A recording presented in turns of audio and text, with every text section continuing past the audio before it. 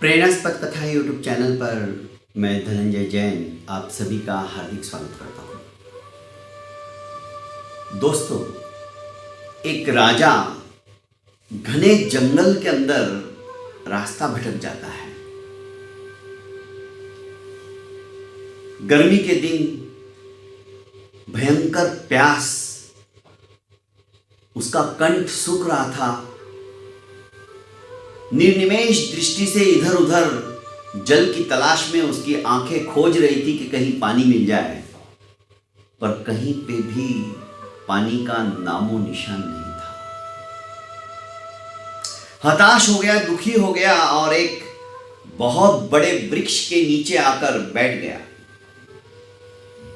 कंठ सूखने सा लगा था, होठ शुष्क हो चुके थे, बार बार अपनी जीभ होठों के ऊपर फेर रहा था।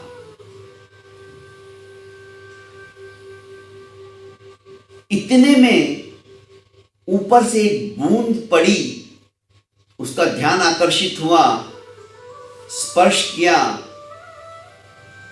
लगा कहीं से तो भी ये बूंद आई है, पर ऊपर झाड़ियों के अंदर पत्तों से इतना आविष्टित था कि पानी कहां से आया, बूंद कहां से गिरी, राजा को पता ही नहीं चला। उसने सोचा, छोड़ो ना, मुझे क्या लेना देना, मुझे तो पानी से मतलब है। फटाफट उसने जो शुष्क पत्ते पड़े हुए थे नीचे, उन पत्तों को उठाया और एक सुंदर सा दोना तैयार किया, कटोरी की तरह। और जहां पर वो बूंद पड़ रही थी, वहां पे उसने उस दोने को पकड़ के रखा। हर 1-2-3 सेकंड के पश्चात वो बूंद पड़ती थी। धीरे धीरे धीरे धीरे दोने के अंदर बूंदों की वजह से दोन परिपूर्ण होने लगा। राजा बड़ा खुश हुआ, सोचा कि चलो आज मेरी प्यास अब बुझ जाएगी। जैसे ही वो दोन भरा, परिपूर्ण हुआ, एक तोता क्या क्या करते हुए आया, झपट्टा मारा उसने राजा के हाथ को और दोन जमी दोस्त हो गया, नीचे गिर गया। राजा को बड़ा गुस्सा आया। इतनी मेहनत करने के पश्चात ये दोन भरा ही था और इस तोते ने सब नष्ट कर दिया। राजा ने फिर से वो दोन उठाया और उस द्रोण के अंदर फिर से वो पानी की बूंद जो आ रही थी, टप टप करती हुई उसे भरने की कोशिश करने लगा। दूसरी बार भी ऐसा ही हुआ। जैसे ही राजा उस दोन के भरने के पश्चात अपने मुंह की तरफ लाता है, पीने के लिए उद्यत होता ही है, फिर से यह तोता झपट्टा मारता है और उस द्रोण को नीचे गिरा देता है। अब राजा के क्रोध का पारावार नहीं रहा। राजा ने दुष्ट पक्षी को जो मन में आया भला बुरा कहते हुए बोलने लगे, इस बार यदि ये आया ना तो इसको तो मैं समाप्ति कर दूंगा। क्रोधाभिभूत होकर व्यक्ति अपना आपा खो बैठता है। दोस्तों, क्रोध की एक चिंगारी आपके सुख को आग लगाने में सक्षम है। बस क्रोध कब आता है?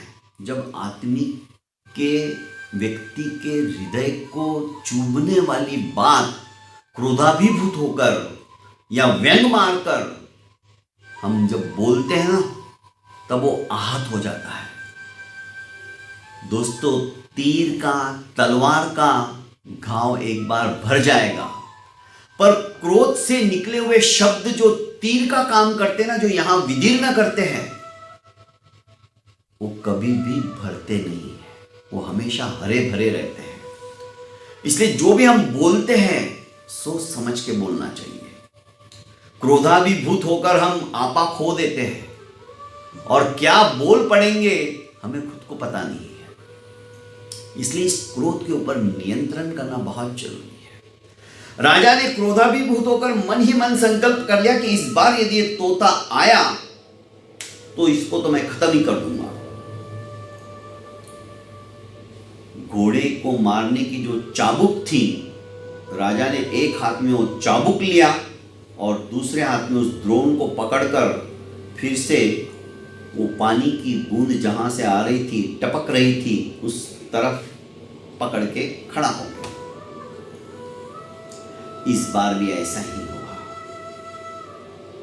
जैसे ही वो द्रोण पानी की टप टप करती हुई बूंदों से परिपूर्ण होने लगा, तोता फिर से ट्या ट्या करता हुआ आया और उसने झपट्टा मारकर जैसे ही द्रोण के ऊपर गिराने की कोशिश की चाह की, फटाक से राजा ने अपने दूसरे हाथ में जो चाबुक था निशाना साध कर तोते को वहीं पे ढेर कर दिया। पर इस बीच द्रोण नीचे गिर गया था।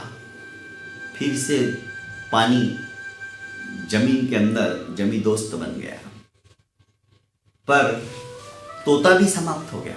राजा को चलो खुशी हुई कि कोई बात नहीं, 3 बार सही, पर ये तोता तो अब गया काम से, अब चौथी बार मैं आराम से इस द्रोण को भर लूंगा। फिर राजा ने सोचा एक एक बूंद करते करते कितना समय हो गया, चलो मैं पेड़ पर ही चढ़ता हूं, जहां से बूंदें आ रही है वहीं से फटाक से पी लेता हूं और अपनी प्यास बुझाता हूं। और जैसे ही राजा पेड़ के ऊपर चढ़ा और उस झुरमुट के अंदर देखा तो राजा के तो होश ही उड़ गए। एक बहुत बड़ा अजगर उस पेड़ की शाखा को आवेष्टित करते हुए, लपेटे हुए सुस्ता रहा था और उसके मुंह से जो लाड़ पड़ रही थी वही जहर की बूंद थी। उसे ही राजा पानी की बूंद समझ रहा था। राजा कांप उठा। अब राजा को पश्चाताप करने के अलावा और कोई चारा नहीं था। राजा सोचने लगा, ये तोता मेरा तो प्राणों की रक्षा कर रहा था। 3 बार इस तोते ने मेरी प्राणों की रक्षा की। मुझे ये जहर मिश्रित बूंदों को स्वाद लेने के लिए मना कर रहा था, इसीलिए झपट्टा मार रहा था। पर मैंने क्या किया, बिना सोचे समझे, बिना कुछ देखे इस तोते की ही जीवन लीला को समाप्त कर डाला। दोस्तों, क्रोध का परिणाम ऐसा ही होता है। जब क्रोध हमारा शांत हो जाता है तब हमें पश्चाताप के अलावा कोई भी चारा नहीं रहता है। ऐसी नौबत ही नहीं आए हम क्रोधाभिभूत होकर क्रोध करें ही नहीं, पर हमें क्षमा के ऊपर विश्वास ही नहीं है। हम सोचते कि बच्चों को डांटेंगे, उनके ऊपर गुस्सा करेंगे, उनकी प्रताड़ना करेंगे, उनकी ताड़ना करेंगे, तर्जना करेंगे तो शायद बच्चा मान जाएगा, पर वो आपके डर के मारे से ऐसा कर रहा है। प्रेम की ताकत अद्वितीय है। आप वही बात प्यार से और प्रेम से अपने बच्चे को बोल के तो देखिए। नौकरों को प्रेम की भाषा समझती है, जानवरों को भी प्रेम की भाषा समझती है। जैसे ही आप स्नेह की दृष्टि से कुत्ते की तरफ भी देखते हो ना, तो अपनी पूंछ हिलाना शुरू कर देता है, आपके पास आता है, आपके तलवों को चाटने की कोशिश करता है। दोस्तों, प्रेम की भाषा हर कोई समझता है। क्रोध की भाषा जैसे ही आपके आंखों के अंदर आपके क्रोधाभिभूत होने के भाव आपका बच्चा भी देखेगा ना, तो सहम के रह जाएगा, आपसे दूर ही रहेगा। सोचेगा कि आज तो मम्मी पापा का टेम्परेचर 108 डिग्री पर पहुंचा है, उधर जाने से ही बचूंगा, मैं गया तो मैं ही शिकार हो जाऊंगा। दोस्तों, क्रोध हमारी आंखों से भी झलकता है, हमारे हाव भाव से झलकता है। और यही क्रोध परिवार के अंदर, यदि परिवार को 2 विभागों में विभाजित करने वाला यदि कोई है तो क्रोध है। क्रोधाभिभूत होकर ही एक चूल्हे के 2 चूल्हे बन जाते हैं घर के अंदर। दोस्तों, क्रोध के ऊपर नियंत्रण पा लिया तो सब कुछ पा लिया। इसी तरह से छोटी छोटी कहानियों के माध्यम से हम अपने जीवन को निर्माण करने वाली बातों को प्रेरणास्पद कथाएं के अंदर प्रतिदिन सुनते जा रहे हैं, सुनते रहेंगे। इस चैनल को ज़्यादा से ज़्यादा लाइक कर, ज़्यादा से ज़्यादा अपनों को फॉरवर्ड करते रहिए, शेयर करते रहिए। दोस्तों, क्या पता कौन सी छोटी सी कहानी सुनकर किसके जीवन के अंदर परिवर्तन आ जाए और उसका पुण्य फल आपको प्राप्त हो। बहुत बहुत धन्यवाद।